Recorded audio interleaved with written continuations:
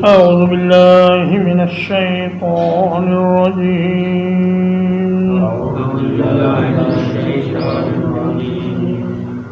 يعلم ما بين أيديهم،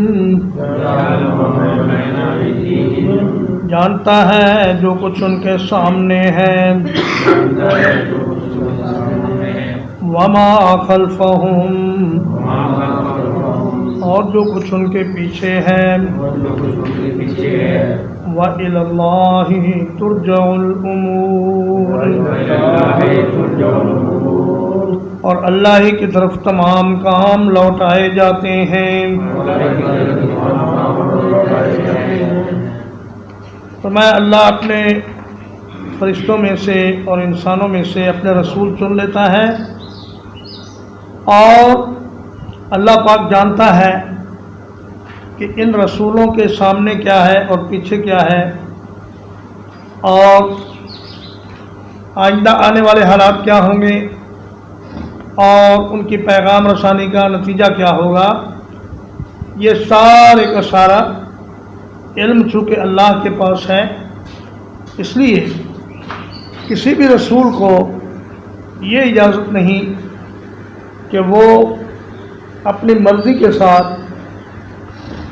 لوگوں کی سفارش کرے جب تک کہ اللہ کی طرف سے اجازت نہ ہو جائے. وَإِلَى اللَّهِ تُرْجَعُ الْأُمُورُ، اور اللہ کی طرف تمام معاملات لوٹائے جاتے ہیں. مطلب یہ ہے کہ اختیار سارا اللہ کے پاس ہے، رسول کو اپنے طور پر کوئی اختیار نہیں.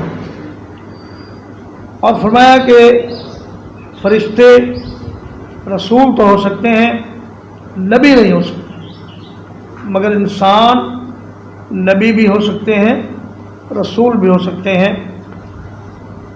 اور موسیٰ علیہ السلام سے لے کر عیسیٰ علیہ السلام تک جتنے لوگ آئے وہ سب اللہ کے نبی تھے، رسول نہیں تھے. تو ہر رسول نبی تو ہوتا ہے مگر ہر نبی رسول نہیں ہوتا. یا ایھا الذین آمنوا ارکعوا، اے وہ لوگو جو ایمان لائے ہو رکوع کرو، واسجدوا، اور سجدہ کرو، وَاعْبُدُوا رَبَّكُمْ، اور اپنے رب کی عبادت کرو، وَافْعَلُوا الْخَيْرَ، اور بھلائی کے کام کرو، لَعَلَّكُمْ تُفْلِحُونَ، تاکہ تم کامیاب ہو جاؤ. یہاں رکوع اور سجود بول کر نماز مراد لی گئی ہے، کہیں اللہ پاک قیام بول کر نماز مراد لیتے ہیں، کہیں قرات بول کر نماز مراد لیتے ہیں، اور کہیں ذکر بول کر نماز مراد لیتے ہیں. یہاں نماز کی وہ حالت بیان کی گئی ہے جو انتہائی عاجزی اور تواضع پر مبنی ہے، یعنی اللہ کے سامنے جھک جانا رکوع میں اور سجدہ کرنا، زمین پر اپنی پیشانی رکھ دینا اور اپنی ناک زمین پر لگانا. چنانچہ بہت سے کفار صرف اس لیے ایمان لانے سے محروم رہے کہ انہوں نے کہا کہ بھئی ہم سے اتنی تواضع اور اتنی ذلت کا اظہار نہیں ہو سکتا کہ ہم کسی معبود کے سامنے گھٹنوں کے بل جھک جائیں یا ہم زمین پر اپنی پیشانی رکھ دیں. یہ چیز ہم سے برداشت نہیں ہوتی، اس لیے وہ ایمان سے محروم رہے. تو فرمایا نماز بھی پڑھو اور اپنے رب کی عبادت کرو، کیونکہ ہر وہ کام جس کے کرنے سے اللہ راضی ہے وہ عبادت ہے.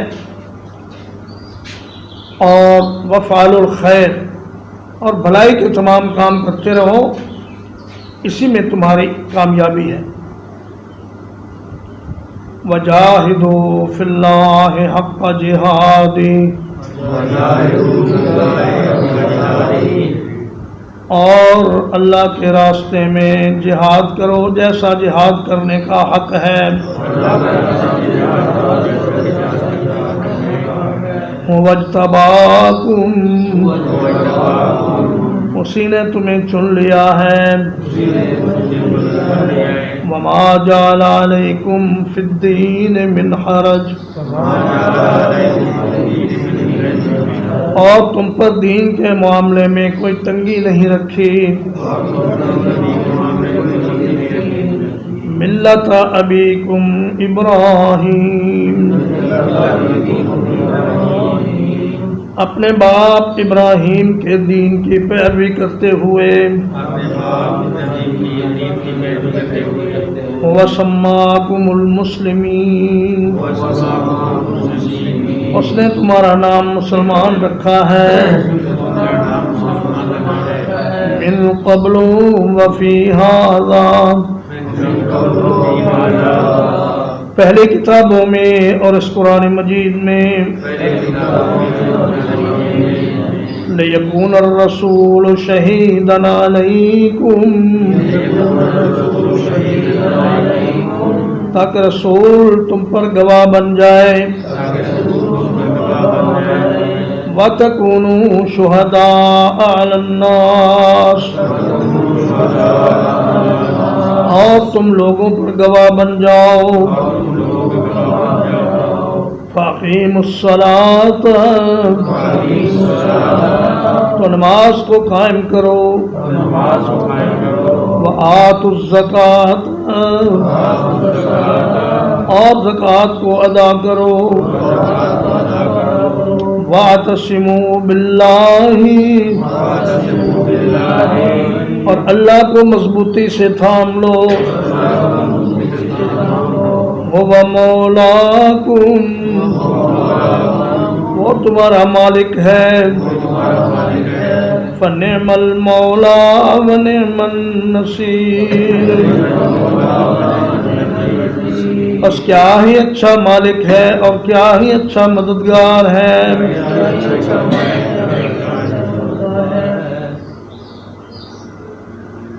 فرمایا کہ اللہ کے راستے میں کوشش کرو اور محنت کرو۔ جہاد، جاہدہ یجاہدو سے مصدر ہے باب مفعلہ کا، تو اس میں یہ ہے کہ دو فریق ہوتے ہیں، ایک کوشش کرنے والا اور ایک وہ جس کے خلاف کوشش کی جائے۔ تو اس سے مراد اللہ کے راستے میں تلوار سے جہاد بھی ہے، اور اس سے مراد اپنے نفس اور شیطان کے ساتھ جہاد کرنا بھی ہے، کیونکہ رسول اللہ صلی اللہ علیہ وسلم نے اپنے ایک فرمان میں یہ ارشاد فرمایا ہے کہ والمجاہد من جاہد نفسہ، کہ حقیقی مجاہد وہ ہے جو اپنے نفس کے خلاف جہاد کرے۔ والمہاجر من حجر الخطایا والذنوب، اور مہاجر وہ ہے جو خطائیں اور گناہوں کو چھوڑ دے۔ تو وہ جو حدیث ہے کہ رجانا من الجہاد الاصغر الی الجہاد الاکبر، وہ حدیث ثابت نہیں ہے۔ شیخ ناصر الدین البانی رحمہ اللہ نے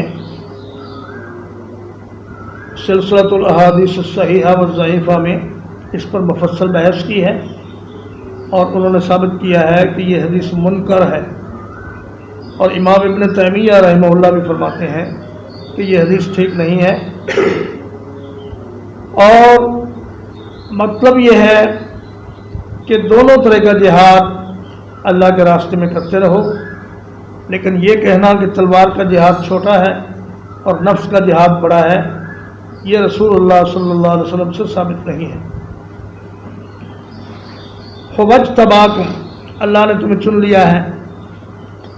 امت محمد صلی اللہ علیہ وسلم کو اللہ نے تمام امتوں پر فوقیت دی ہے، اور انہیں تمام امتوں کا سردار بنایا ہے۔ اور دین کے معاملے میں تم پر کوئی تنگی نہیں رکھی. یعنی اس کا مطلب یہ نہیں کہ جس آدمی کا جو جی چاہے اس کے مطابق وہ دین پر عمل کرے، بلکہ اس کا مطلب یہ ہے کہ اس دین پر عمل کرنا آسان ہے. جیسے کہ فرمایا کہ جو آدمی کھڑا ہو کے نماز نہ پڑھ سکے وہ بیٹھ کے پڑھ لے، جو بیٹھ کے نہ پڑھ سکے وہ لیٹ کے پڑھ لے، اور جو آدمی سفر میں ہو اسے روزے کی رخصت ہے. اور جہاں بھی انسان کی طاقت جواب دے جائے وہیں اللہ تعالیٰ اپنے حکم میں نرمی فرما دیتے ہیں. اس لحاظ سے یہ دین آسان ہے. ملت ابیکم ابراہیم.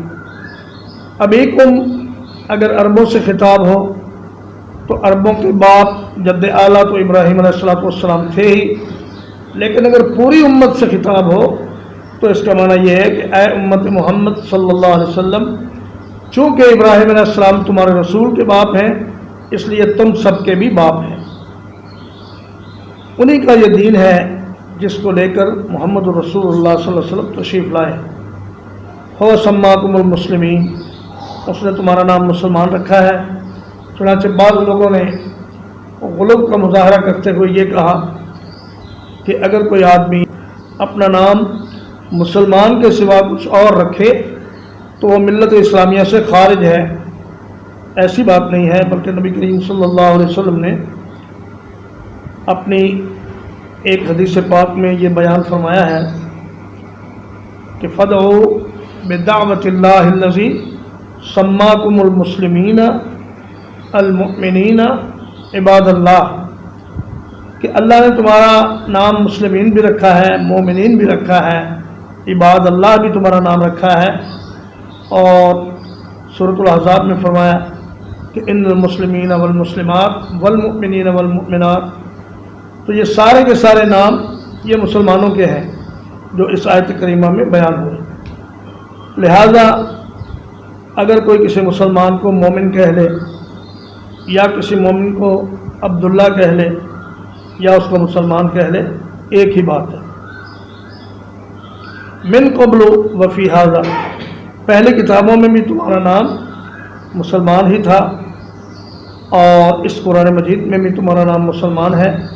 اور ابراہیم علیہ السلام نے بھی جب دعا مانگی تو عرض کیا کہ ربنا وجعلنا مسلمین لک ومن ذریتنا امۃ مسلمۃ لک، اے اللہ ہمیں بھی مسلمان بنا اور ہماری اولاد کو بھی مسلمان بنا. تو انہوں نے بھی تمہارا نام مسلمان ہی رکھا تھا تاکہ رسول قیامت کے دن تم پر گواہی دے اور تم پہلی امتوں پر گواہی دو اور اللہ پاک کی بارگاہ میں یہ کہہ سکو کہ یا اللہ ہمیں قرآن سے پتہ چلا، ہمیں رسول اللہ کے فرمان سے پتہ چلا کہ ان قوموں کی طرف تیرے نبی آئے تھے مگر انہوں نے بات نہیں مانی.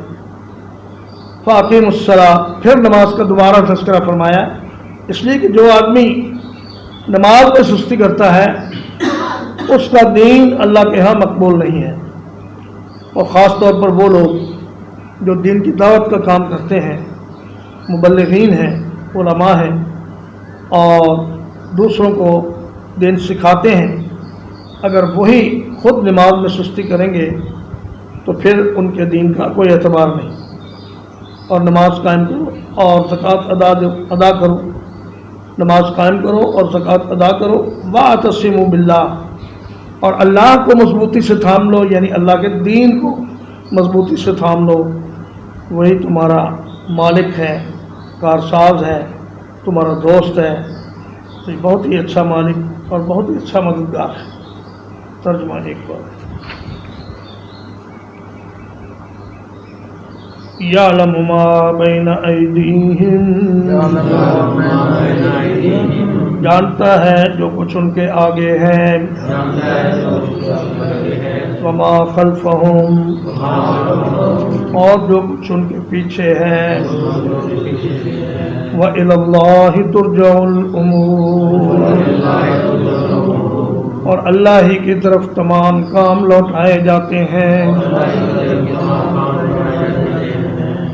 یا ایھا الذین آمنوا ارکعوا، اے وہ لوگوں جو ایمان لائے ہو رکوع کرو، واسجدوا اور سجدہ کرو، وَاعْبُدُوا رَبَّكُمْ اور اپنے رب کی عبادت کرو، وَافْعَلُوا الْخَيْرَ اور نیک کام کرتے رہو، لَعَلَّكُمْ تُفْلِحُونَ تاکہ تم کامیاب ہو جاؤ، وَجَاهِدُوا فِي اللَّهِ حَقَّ جِهَادِهِ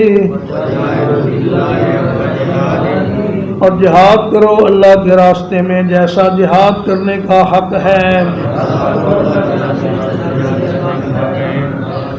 وَاجْتَبَاكُمْ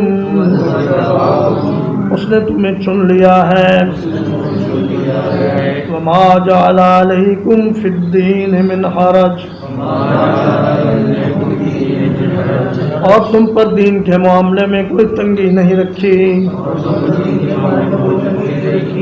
ملت ابیکم ابراہیم یہ تمہارے باپ ابراہیم کا دین ہے، وَسَمَّاكُمُ الْمُسْلِمِينَ اس نے تمہارا نام مسلمان رکھا ہے، من قبل وفی ھذا پہلی کتابوں میں اور اس قرآن مجید میں، لِيَكُونَ الرَّسُولُ شَهِيدًا عَلَيْكُمْ تاکہ رسول تم پر گواہ ہو جائے، وَتَكُونُوا شُهَدَاءَ عَلَى النَّاسِ اور تم لوگوں پر گواہ ہو جاؤ، فَأَقِيمُوا الصَّلَاةَ تو نماز کو قائم کرو، وَآتُوا الزَّكَاةَ